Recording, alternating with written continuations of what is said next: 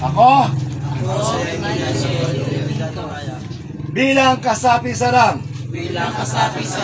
Revolusyonaryong Alyansang Makabansa, ay susunod ng tapat at kikilos ng walang pasubali sa mga adhikain, alituntunin at gawain ng samaang RAM sa abot ng aking makakaya.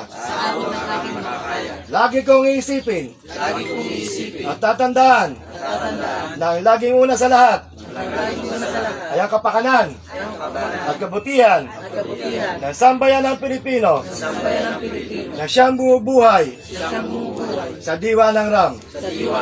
Kasihan nawa ako ng Diyos na may kapal. Para sa bansa! Para sa bansa! Mabuhay ang RAM! Mabuhay ang RAM! Mabuhay ang Pilipinas! Mabuhay ang Pilipinas!